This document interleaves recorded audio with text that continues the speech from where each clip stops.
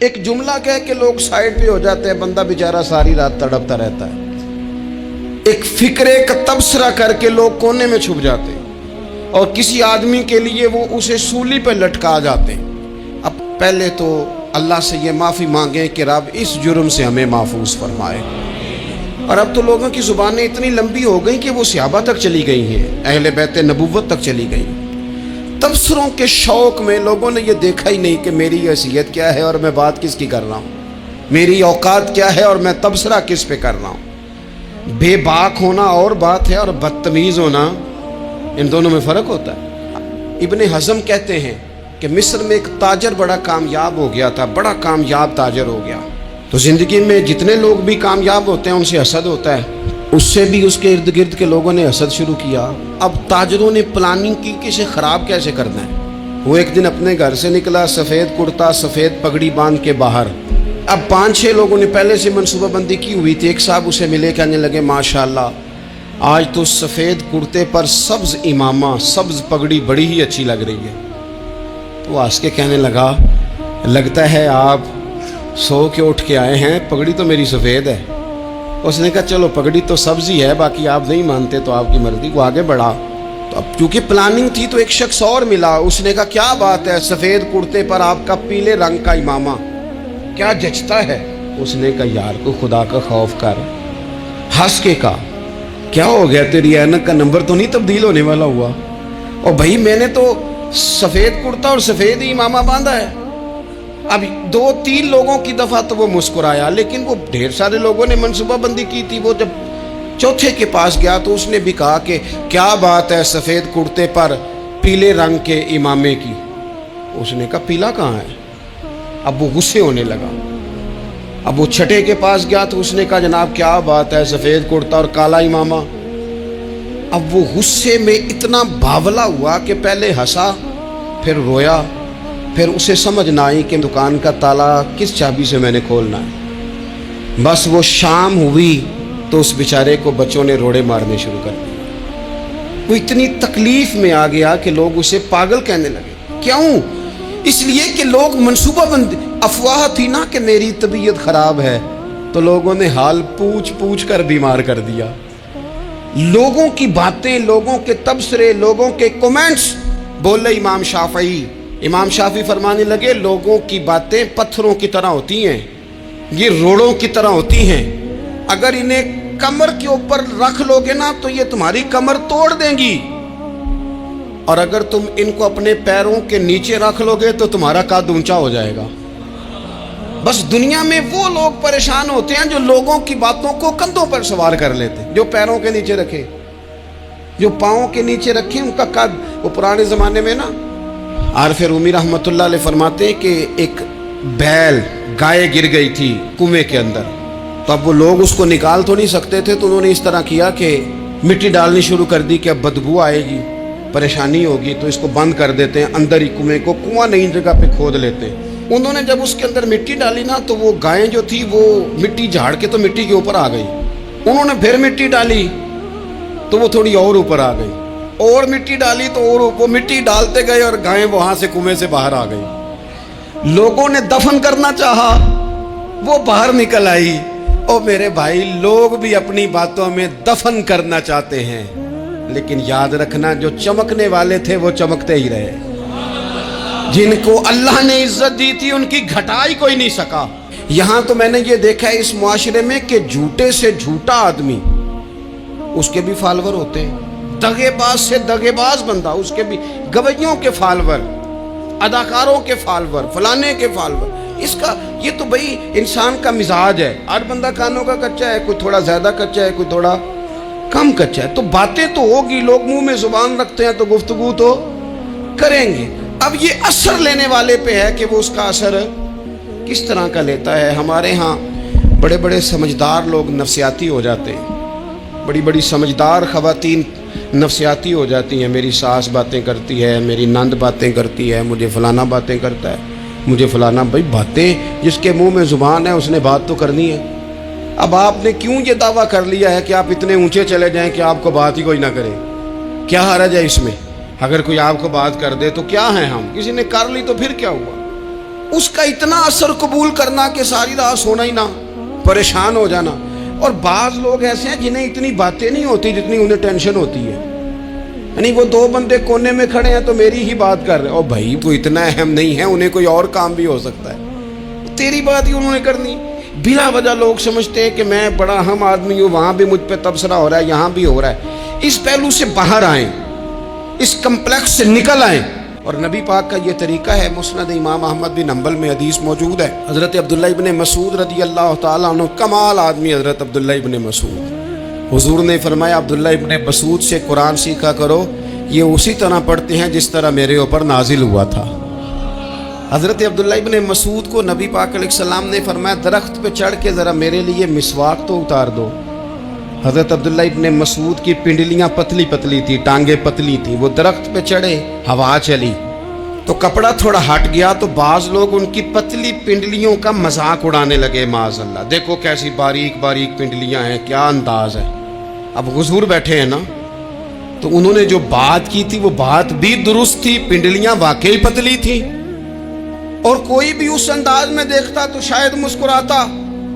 جب انہوں نے کہا نا دیکھو پتلی پنڈلیاں، تو حضور نے ہمارے لیے طریقہ کیا چھوڑا، ہمارے لیے سیرت کیا چھوڑی. حضور سید عالم فوراً ارشاد فرمانے لگے، نبی پاک فرمانے لگے چپ کرو، تم میرے عبداللہ کی پنڈلیوں کو پتلا پتلا کہہ رہے ہو نا، قیامت کے دن جب میزان لگے گا اور ان پنڈلیوں کا تمہیں وزن پتا چلے گا، پھر پتا چلے گا میرے عبداللہ کی شان کیا ہے.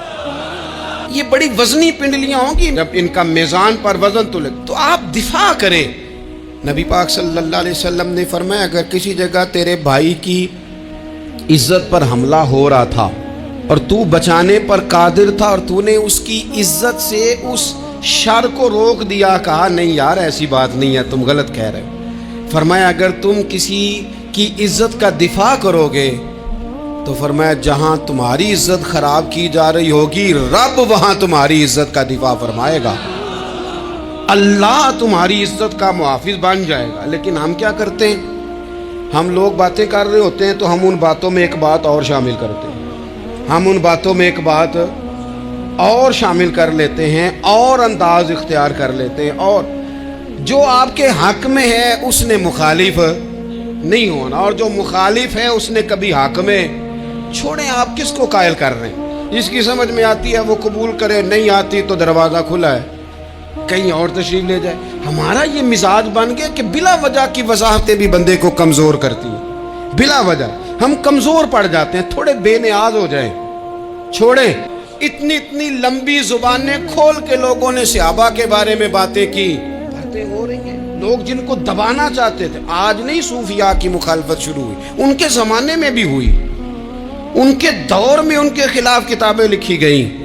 لکھنے والے خدا جانے کہاں ہیں، اور داتا صاحب ہو رہی ہے، خواجہ صاحب ہو رہی ہے. حضور غوث اعظم کے ان کے زمانے میں بھی ایسا نہیں ہوا کہ بڑی خوشی سے لوگوں نے آگے بڑھ کے پھول ڈالے ہوں. ان کے دور میں باقاعدہ جتھے تیار ہوئے، جتھے، اور پورا کام کیا گیا. اور ویسے بھی اگر کوئی شخص آپ کا مخالف ہی نہیں ہے تو پھر آپ کو چمکنے کا مزہ کیسے آئے گا؟ کوئی تو مخالف ہو نا، کوئی تو ہو نا جو کوئی بات کرے. دیکھیں نا، اگر اندھیرا نہ ہو، رات نہ ہو تو بلب کی کوئی اہمیت رہ جائے گی؟ یہ چمکتا ہی تب ہے جب اندھیرا زیادہ ہوتا ہے. ہم کہتے ہیں اندھیرا ہو گیا، اور بھائی تجھے چمکنے کا موقع دیا ہے اندھیرے نے، تجھے اس نے عروج دیا. تندیے باد مخالف سے نہ گھبرا اے عقاب، یہ تو چلتی ہے تجھے اونچا اڑانے کے لیے. تو باتوں سے پریشان نہ ہو. میں نے کہا کہ اگر آپ باتوں کا پہاڑ بنا کے اوپر سوار ہو جائیں گے نا تو قد اونچا کریں گی باتیں.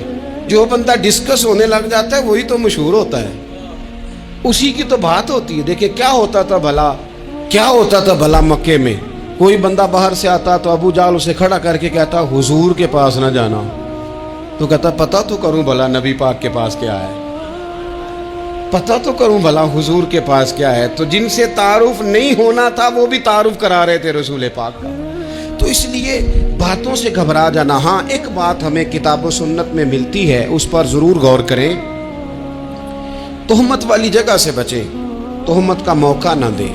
مطلب بلا وجہ ہی اپنے لیے بحث کا دروازہ کھولنا یہ درست نہیں ہے۔ اپنے لیے ہم نا دروازے کھول لیتے ہیں بحث کے، مفت کی بحث ہو رہی ہے، فلانا بھی ڈسکس کر رہا ہے۔ کچھ چیزیں ایسی ہوتی ہیں جو سب کی سمجھ کی نہیں ہوتی، وہ سب کے سامنے ڈسکس کرنا ضروری نہیں ہوتا۔ حضرت سیدنا ابو ہریرہ رضی اللہ تعالیٰ عنہ فرمایا کرتے تھے، مجھے نبی پاک علیہ السلام نے علم کی 2 تھیلیاں دی ہیں، میں نے ایک کھولی ہے تمہارے سامنے، ایک کھولی ہے، دوسری نہیں کھولوں گا، اس لیے کہ ہر بندے کو بات اس کے ظرف کے مطابق کرنی چاہیے، تو موقع نہ دیں۔ نبی پاک صلی اللہ علیہ وسلم نے فرمایا اس بندے نے اپنی، یہ بخاری میں موجود ہے، فرمایا اس نے اپنی عزت اور اپنی جان کو محفوظ کر لیا جو فتنے والی جگہ سے بچ گیا۔ جہاں تہمت لگ سکتی ہے اس جگہ سے بچیں، جان بوجھ کے لوگوں کو موقع نہ دیں باتیں کرنے کا، جان بوجھ کے موقع نہ دیں۔ جامع ترمذی کے اندر حدیث موجود ہے، حضرت سیدنا عمر فاروق رضی اللہ تعالیٰ عنہ نے ایک موقع پر اجازت مانگی تھی نبی پاک صلی اللہ علیہ وسلم سے، عرض کیا یا رسول اللہ صلی اللہ علیہ وسلم مجھے آپ اجازت دے دیں، میں عبداللہ بن ابی سلول کی گردن اڑا دوں، یہ منافق بار بار آڑے آتا ہے، بار بار تکلیف دیتا ہے، آپ مجھے اجازت دیں میں اسے قتل کر دوں۔ اب وہ چونکہ کلمہ پڑھتا تھا، ساتھ تو رہتا ہی تھا نا، بہت سارے لوگ اسے مسلمان جانتے تھے، تو حضرت سیدنا عمر فاروق رضی اللہ تعالیٰ عنہ نے اجازت چاہی، کہ یا رسول اللہ صلی اللہ علیہ وسلم اگر آپ مجھے اجازت دے دیں، یہ ترمذی میں موجود ہے، یعنی آپ اس جگہ سے بچیں جہاں تہمت لگ سکتی ہے، جہاں بلا وجہ کسی شخص کو شر پھیلانے کا موقع مل سکتا ہے۔ یا رسول اللہ مجھے اجازت دے میں عبداللہ بن ابی سلول کی گردن اڑا دوں، تو نبی پاک صلی اللہ علیہ وسلم نے فرمایا کہ عمر اگر میں تمہیں ایسا کرنے کی اجازت دوں گا تو لوگ کہیں گے کہ وہ اپنے قریبیوں کو انہوں نے مروانا شروع کر دیا ہے، ساتھ والوں کو ہی مروانا شروع، لوگ تو اسے مسلمان سمجھتے ہیں تہمت والی جگہ سے۔ بلکہ بخاری شریف میں اسی طرز کا ایک اور پیغام بھی ہمارے لیے موجود ہے۔ یہ جو حرم شریف آج ہمارے سامنے ہے نا، بیت اللہ شریف، اس میں ایک پیچھے مقام ہے جس کو حتیم کہا جاتا ہے، یہ خانہ کعبہ کا حصہ ہے۔ حضور صلی اللہ علیہ وسلم کے اعلان نبوت سے پہلے جب قریش مکہ نے اسے تعمیر کیا نا دوبارہ سے، تو انہوں نے چندے کا کوئی اس طرح کا مزاج بنایا تھا کہ اس بندے سے پیسے لینے ہیں جس کے بالکل ہی جائز ہو۔ اس ترتیب سے انہوں نے خانہ کعبہ کی تعمیر کی کہ پھر وہ ساری تعمیر نہ کر سکے، حتیم باہر رہ گیا۔ تو نبی پاک صلی اللہ علیہ وسلم نے ایک دن فرمایا، بخاری میں موجود ہے، حضور فرمانے لگے عائشہ اگر تمہاری قوم جاہلیت کے قریب نہ ہوتی، کیونکہ ابھی قریب جاہلیت چھوٹی ہے نا، ابھی لوگوں نے کلمہ پڑھنا شروع کیا ہے، فرمایا اگر یہ جاہلیت کے قریب نہ ہوتے تو میں کعبے کو انہی بنیادوں پر دوبارہ بنا دیتا جن بنیادوں پر حضرت ابراہیم علیہ السلام نے بنایا تھا، لیکن چونکہ یہ جاہلیت کے قریب ہیں، ان کی سمجھ میں چیز نہیں آئے گی، یہ شک میں پڑ جائیں گے، پریشان ہو جائیں گے، لہذا میں یہ کام نہیں کرتا۔ بہت ساری چیزیں ایسی ہیں کہ جن کی وجہ سے بعض سادہ لوگ ابہام کا شکار ہوتے ہیں، ابہام کا۔ ہمارے علماء نے اس طرح کیا کہ بڑے طے کر کے عقائد کے عنوانات امت تک پہنچائے۔ ہر آدمی ہر شعبے کا اسپیشلسٹ نہیں ہوتا، بہت سارے لوگ باتیں مریض کے سامنے کرنے والی نہیں ہوتی، وہ صرف لواحقین کو بتانے والی ہوتی۔ پھر کچھ لوگ اور آئے جنہوں نے کہا کہ ہم تو ایفیشنسی دکھائیں گے، کچھ خاص ہر بات کھول کر لوگوں کے سامنے رکھیں گے، تو اس کا نقصان پھر یہ ہوتا ہے کہ سادہ لوگ مشکلات کا شکار ہوتے ہیں۔ وہ پھر جب کہتے ہیں ہر چیز ڈسکس کر لینی چاہیے تو پھر باتیں دور نکل جاتی ہیں۔ پھر لوگوں نے انبیاء کرام علیہم السلام کی اجتہادی خطاؤں کو ڈسکس کرنا شروع کیا۔ ربنا ظلمنا انفسنا، اگر حضرت آدم یہ لفظ کہیں تو ان کے لیے تو ٹھیک ہے، لیکن اگر کوئی غلام اور امتی اور بیٹا اٹھ کے یہ لفظ کہے تو اس کے لیے ٹھیک نہیں ہے۔ تو میرے عزیز ایسے کام نہ کریں جس کی وجہ سے بلا وجہ بحث کا۔ ہمارے یہاں کچھ لوگوں کو شوق ہے خبروں میں رہنے کا، وہ ایسی باتیں چھیڑتے ہیں جن سے نا وہ خبروں میں رہ سکیں۔ میں نے دیکھا ہے وہ کہتے ہیں جی میں نے کوئی انوکھی بات کرنی ہے۔ بھئی انوکھی بات کرنے سے بندہ مشہور تو ہو جاتا ہے۔ ہمارے زمانے میں مشہور ہی وہ ہوتا ہے جو دوسروں سے ذرا ہٹ کے بات کرے، انوکھی کرے۔ وہ ہمارے لطیفہ لکھا ہے نا، ایک اہل عرب کا، ایک ہجا نام کا عربی کا ایک लताइफ सुनाने वाला शायर है, तो वो कहता है कि एक शख्स ने एक दफ़ा कह दिया था गधा खाना जायज़ है। तो बड़े बड़े उलमा उसके घर चले गए कि भाई कोई दलील, कोई जुजिया, कोई कहाँ से, कोई किताब, कोई हवाला, कोई शय। उसने कहा रोज़ आओगे, एक एक बंदे को बताऊंगा, इकट्ठा ही स्टेज लगाओ, एक ही दफ़ा हवाले देता हूँ, रोज़ नहीं दिए जाते। वो स्टेज लग गया, दुनिया जमा हो गई, जिन्होंने कभी टाइम नहीं निकालना। तो ये ज़रा अनोखी बात जो कर रहा था, तो सारे लोग आ गए। तो वो स्टेज पे चढ़ा तो कहने लगा मुझे जानता कोई नहीं था। चलो अब बदनाम जो होंगे तो क्या नाम ना होगा। अब क़यामत तक कहोगे तो सही ना, वो उस मौलवी दे घर जिन्हें एक बार आख्या नहीं सी गधा खाना जायज़ है, चलो बदनाम जो होंगे तो क्या। तो बहुत सारे ऐसे लोग हैं जो हैं बदनाम, पर चलो नाम तो हो गया ना। बदनामी सही सही, शरारत सही सही, शैतानियत सही सही, लेकिन नाम तो हो गया। तो इसलिए कोई ऐसा अनोखा काम जिससे लोगों की, मैं आपसे बड़ी गुजारिश अर्ज करूं, आला हज़रत बरेलवी रहमतुल्लाह अलैह ना, लालटेन के अंदर मिट्टी का तेल जलाया जाता है हमारे यहाँ। तो मिट्टी का तेल जाहिर है उससे बदबू आती है, तो मस्जिद में वो जलाना जायज़ नहीं था। तो एक साहब अरंडी का तेल लाए, वो खुशबू वाला होता है, वो ला के उन्होंने ना आला हज़रत बरेलवी रहमतुल्लाह अलैह को लालटेन में डाल के दिया और कहा कि ये मस्जिद में इसको जलाते हैं चूँकि इसके अंदर से खुशबू आती है, बदबू नहीं आती। तो वो जो शरई उज़र है ना, हुज़ूर ने फरमाया कि जुमे वाले दिन गुस्ल करके आओ ताकि किसी के पसीने से एक दूसरे को तकलीफ़ ना हो। कच्चा लहसुन प्याज खा के मस्जिद आना इसलिए मना कर दिया गया कि मुँह की बदबू से तकलीफ़ हो। तो मस्जिद में कोई ऐसी चीज़ जो बदबू का बाइस बने मना है। अब उन्होंने वो तेल ला के लालटेन में डाला जिससे खुशबू आती थी और लालटेन भी रोशन होती थी। तो आला हज़रत फ़ाज़िल बरेलवी रहमतुल्लाह अलैह अपने उस खादिम से फरमाने लगे कि अब लोग तो आएंगे ना, तो हमारे इलाके में तो सारी दुनिया मिट्टी के तेल से ही चलाती है, तो अब आपने एक खुशबू वाला तेल ला के डाल तो दिया है इसके अंदर लालटेन में, पर ये लोगों को बताएगा कौन कि ये तेल वो नहीं है। लोग तो यहाँ से देख के जाएंगे और जाके कहेंगे कि इतने बड़े आलिम की मस्जिद में अगर जल रहा है तो हम क्यों ना जलाएं। तो फरमाने लगे वो शख्स के हुजूर फिर हाल क्या है। फरमाने लगे आप फ़र्ज़ों का सलाम फेर के दुआ से पहले लालटेन के पास खड़े हो जाएं और जो बंदा गुजरे उसे बताते जाएं कि ये मिट्टी का तेल नहीं, ये मिट्टी का तेल नहीं, ये मिट्टी का तेल। हर शख्स के ज़हन तक बात उतर जाए ताकि लोग किसी ऐसी चीज़ का शिकार ना हो जाएं जिससे कि उनके मिजाज में कोई गैर शरई चीज़ उरूज पकड़ ले। तो मेरे अजीज़, हम ना कुछ बदगुमानियाँ लोगों के अंदर लोग डालते हैं। हमारे यहाँ बिलखुसूस पाकिस्तान में जब से सियासी फ़िरका वारियत शुरू हुई है, सियासी, हमारी कौम का मिजाज इतनी बुरी तरह ख़राब किया गया है। हमारे नौजवान बच्चे जो बड़े संजीदा पढ़े लिखे, उनकी गुफ्तगू अपने सियासी मुखालिफ के बारे में इतनी लूज़ कर दी गई है, इतनी कमज़ोर कर दी गई, इतनी खौफनाक कर दी गई है कि इस तरह तो कभी नहीं हुआ था। ये मिजाज जो लोगों को दिया जा रहा है, कौमें अपने अखलाक के तौर पर ज़िंदा रहती हैं। बद इखलाकियाँ कभी भी इंसानों को ऊंचा कर सकती, पीछे रह जाते हैं लोग। तहजीब किसी सोसाइटी का हुस्न होता है, और अगर एक सियासी मुखालिफ के लिए आपका ये वाला मिजाज बन जाए, अपने सियासी कद को ऊंचा करने के लिए आप इन चीज़ों का सहारा लें, ये दुरुस्त नहीं है।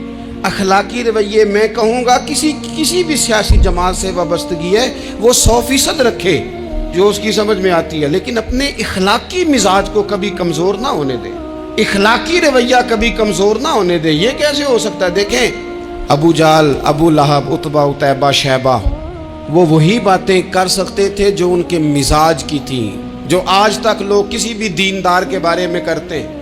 तो उन्होंने वही बातें आके की थी जनाब अबू तालिब के साथ। उन्होंने कहा था कि अगर माज़अल्लाह इनको दौलत चाहिए तो हम देते हैं। बड़े से बड़े मुखलिस आदमी पर आज लोग दावा नहीं करते कि दौलत के लिए लगा हुआ है। उन्होंने कहा दौलत चाहिए तो देते हैं, अगर किसी खातून से निकाह करना चाहते हैं तो करा देते हैं, सरदारी चाहिए तो दे देते हैं। अब ये सोच ही इतनी है, इससे आगे जाती नहीं। वो माज़अल्लाह हुजूर के बारे में और भी बातें करते, ये शायर हैं, ये जादूगर हैं, ये फलां हैं, लेकिन मेरे नबी पाक अलैहिस्सलातु वस्सलाम ने कभी भी उनकी ज़ाती ज़िंदगी को डिस्कस नहीं किया, कभी नहीं किया। अबू जाल शराब पीता था, لیکن حضور نے کبھی سوسائٹی میں یہ بات لوگوں کے سامنے بیان نہیں کی.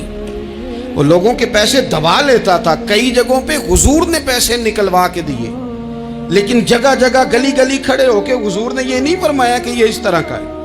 آپ اپنے مخالفین کے بارے میں ضرور کلیم کریں, ثبوت کے ساتھ ضرور بات کریں, یہ ضروری ہے, لیکن آپ کا رویہ اتنا گرا ہوا نہیں ہونا چاہیے کہ لوگ سمجھیں کہ یہ قوم تو اخلاق سے ہٹ گئی ہے. آپ اختلاف کریں, لیکن اختلاف کے بھی آداب ہوتے ہیں. اس ادب کے دائرے کے اندر ہے کہ صحابہ کے بیچ بھی رائے کا اختلاف ہو جاتا ہے, ہو جایا کرتا ہے. حضور اس اختلاف کو قبول کرتے, بھئی ہو جاتا ہے رائے کا اختلاف اپنوں میں, لیکن اس کے اندر انسان توہین پہ اتر آئے, اس کا لہجہ اس طرح کا ہو جائے جس طرح کی بازاری گفتگو کی جاتی ہے, تو محسوس ہوتا ہے کہ یہ تربیت کا فقدان ہے. یہ لہجے باوقار لوگوں کے نہیں ہوا کرتے. لہجے کو کبھی برا نہ ہونے دیں, انداز کو. لوگ آپ کو چھیڑیں گے, اپنی جگہ پہ کھینچ کے لانے کی کوشش کریں گے, بڑا کچھ لوگ کریں گے, لیکن آپ اپنی جگہ سے آپ تبدیل نہیں ہوں گے. آپ کہیں گے یار میرا ایک معیار ہے, میری ایک حیثیت ہے, میں اپنی حیثیت چھوڑ سکتا, میں اپنی حیثیت نہیں چھوڑ سکتا. ہر بندے کو آپ ڈسکس کریں گے.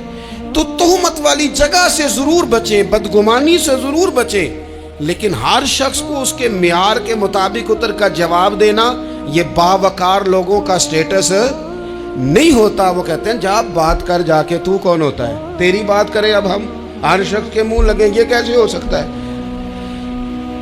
نبی پاک صلی اللہ علیہ وسلم گزر رہے تھے, صحیح بخاری میں موجود ہے. آپ کی اہلیہ حضرت صفیہ رضی اللہ تعالیٰ عنہ آپ کے ساتھ تھیں. رات کا وقت تھا, حضور گزر رہے تھے, تو صحابہ کچھ کھڑے تھے, تو حضور نے ایک کو بلا کے کہا کہ یہ میری بیوی ہے, صفیہ ہیں. عرض کرنے لگے حضور مجھے میری ماں روئے, میں کوئی آپ کے بارے میں بدگمانی کرتا. تو حضور نے جواب میں کیا کہا, محبوب فرمانے لگے جس طرح رگوں میں خون گردش کرتا ہے نا, شیطان بھی اسی طرح ہی گردش کرتا ہے. گویا حضور بتا رہے ہیں کسی وقت بھی بدگمانی پیدا کر دیتا. میں تمہیں بتا رہا ہوں کہ اپنی اہلیہ کے ساتھ جا رہا ہوں, میری بیوی ہے. کوشش کریں کہ آپ اس جگہ سے بچیں جہاں باتیں ہو رہی ہوں. اور اس پہلو پہ تیسری گزارش اس عنوان پر یہ ہے کہ اگر کسی کے بارے میں باتیں ہو رہی ہوں تو فٹافٹ اس کا حصہ بننے کی کوشش نہ کریں, بلکہ آپ کے پاس جب تک کوئی شرعی ثبوت نہیں ہے تب تک آپ اس بات کا حصہ نہ بنیں. ہمارے ہاں بات ہو رہی ہوتی ہے تو 2-4 بندے دوڑ کے نا اپنا بھی حصہ ڈالتے ہیں, بلکہ میں بڑی ذمہ داری سے یہ بات عرض کروں گا, بات لمبی ہوتی تب ہے جب کوئی بندہ درمیان میں کہہ دیتا ہے نا نہیں تجھے تو تھوڑا پتہ ہے, تھوڑا میں بھی کرتا ہوں. وہ کئی دفعہ وعدہ معاف گواہ بن جاتا ہے, جا کے دوسروں کو خبر کرتا ہے اس نے یہ کہا ہے. حالانکہ بندہ اس سے پوچھے کہ اگر انہوں نے کہا تھا تو اتنا سجن تھا تو وہاں جواب دے کے کیوں نہیں آیا, تجھے چاہیے تھا وہیں جواب دیتا, وہیں جا کے جواب دے دیتا. ایک بزرگ کی خدمت میں ایک دفعہ حاضر تھا, ایک بڑے عالم تھے, تو ان کے پاس آ کے ایک شخص نے کہا کہ فلاں آدمی آپ کے بارے میں یہ بات کر رہا تھا. تو وہ ہنس پڑے, فرمانے لگے پھر آپ کہاں تھے؟ کہنے لگے میں وہیں تھا. فرمانے لگے میرا اور آپ کا رشتہ کس طرح کا ہے؟ کہنے لگا جی میں تو شاگرد ہوں, ارادت مند ہوں. تو فرمانے لگے پھر آپ میرے پاس سوال لے کے آ گئے ہیں, آپ نے وہاں جواب کوئی نہیں دیا. فرمانے لگے اب تو میرے سامنے بیٹھ, پہلے اس سوال کا جواب میں تجھے دوں, پہلے تجھے قائل کروں. اگر تو قائل ہوتا نا تو پھر تو یہ بات لے کے میرے پاس نہ آتا, پھر تو وہاں تو کلیئر کر آتا. تیرے اندر کجی ہے, تو بات کا حصہ بنا ہے, اور میرے نزدیک اس سے بڑا تو مجرم ہے کہ تو نے بات کو سنا ہے. وہ تو کوئی ہے, اور تو اپنا تھا, تو نے اپنا ہو کے یہ باتیں سنی, تو نے ہاں کی, تو وہاں بیٹھا رہا, تو اپنا تھا. اور حضور نے فرمایا محبت تو بندے کو اندھا بہرا اور گونگا کر دیتی ہے. جو کسے دا عاشق ہوئے ہوتے گل اسے دی کردا ہے, 100 مکر بہانے کر کے او دے ہی مرنے مردا ہے. تو نے سن کیسے لی, تیرے کانوں نے گوارا کیا. پہلے تو مطمئن ہو نا, تو اگر مطمئن ہوتا تو بات آگے وہیں جواب دے کے آتا. تب تو ہی غیر مطمئن ہے تو میں کسی اور کو کیا جواب دوں؟ تو مدد کریں اپنے بھائی کی اس معاملے میں کہ اگر آپ کلیئر ہیں تو پھر آپ اسے وہی کلیئر کریں, کہیں یار میری بات سن, یہاں تک تو بات ٹھیک ہے, اس بات کا میں گواہ ہوں, یہ ہو سکتی نہیں. کچھ بے نیاز بنے, طبیعت کوئی بے نیاز, ہم نہ بے نیاز نہیں ہوتے، ہر بات کو سوچتے ہیں، ہر بات کی وہ جی وہ فلانے نے پتہ کیا کہا ہے، تو بڑی معذرت سے بالخصوص خواتین کا مسئلہ ہوتا ہے، وہ کہتے ہیں پوری دسو، نہیں دسو نے آکھیا کی بھئی آپ نے کیا کرنا ہے، اس کے لیے پھانسی کا حکم لگانا ہے، آپ چھوڑ دے، بات ہو گئی، ختم ہو گئی۔ اپنی زندگی میں تھوڑی سی بے نیازی بھی پیدا کریں، تھوڑی سی بے نیازی، ہر ایک کی بات سننا، ہر ایک کی بات پر غور کرنا، ہر بندے پر تبصرہ شروع کر دینا، وہ تو تکلیف آ جائے گی۔ وہیں سے جہاں سے بات شروع کی تھی پھر وہیں لاتا ہوں کہ باتوں کا اثر لیں لیکن صرف خیر کی باتوں کا اثر لیں، لیکن صرف اچھے لوگوں کی باتوں کا۔ ہر ایک کی بات کا اثر لوگے، لوگ دو قدم نہیں چلنے دیں گے۔ اور دوسرا، میں آپ کو بڑی ذمہ داری سے عرض کرتا ہوں، ہم ویژن والے لوگ ہیں، ہماری 1400 سال کی تاریخ ہے، ہم ویژن والے لوگ ہیں۔ یہ نہیں ہے کہ ادھر ایک بندہ آیا تو تھوڑی سی ہم اس کے پیچھے چلے جائیں گے، پھر کل ایک اور آئے گا تو تھوڑا سا اس کے پیچھے چلے جائیں گے۔ یہ تو وہ لوگ ہوتے ہیں جن کے پیچھے بنیاد نہیں ہوتی، اور جن کی پوری بنیادیں ہونا وقت زیادہ ہو گیا، ورنہ میں آپ کو اپنی سند پڑھ کے بتاتا کہ ہماری سند امام بخاری تک کیسے جاتی ہے اور امام بخاری کی رسول پاک تک کیسے جاتی ہے۔ یہ تو ایک تسلسل ہے۔ تو اس لیے بڑی جلدی آزمائش کا شکار نہ ہوا کریں۔ باتیں کس لیے ہیں؟ جو بندہ ویلا ہے اس نے بھی 4 باتیں، تو ہر بات کا اثر نہ لیں۔ بالخصوص جوانوں سے کہتا ہوں، ٹارگٹ اچیو کرنے کے لیے سب سے پہلے تو مقاصد کا تعین کرے، جانا کدھر، اور پھر اس پہ لگ پڑے۔ باتیں ہوتی رہیں گی لیکن باتوں کو پشت پہ سوار نہیں کرنا، باتوں کو پاؤں کے نیچے رکھنا ہے، قد اونچا ہو جائے گا، قد اونچا ہو جائے گا۔ پشت پہ سوار کرو گے تو گردن ٹیڑھی کر دیں گے۔ آپ بس بڑھتے جائیں۔ گھوڑا جب دوڑتا ہے نا، دوڑتا ہے تو اس کے پیروں کو جھاڑیاں لگتی ہیں، لیکن اگر دوڑتا رہے تو کوئی جھاڑی کہیں رہ جاتی ہے، کوئی کہیں رہ جاتی ہے۔ باقی مخلوق کرتی ہے باتیں، وہ کرتی رہے گی۔ آپ آگے بڑھیں، سفر کرتے رہیں۔ سفر، بہت سارے باتیں کرنے والے وہیں رہ جاتے ہیں اور کام کرنے والے کہیں کے کہیں پہنچ جاتے ہیں۔ باتیں کرنے والوں میں سے نہ ہوں، کام کرنے والوں میں سے ہوں۔ اللہ توفیق عطا فرمائے۔ آخر دعوانا الحمدللہ رب العالمین۔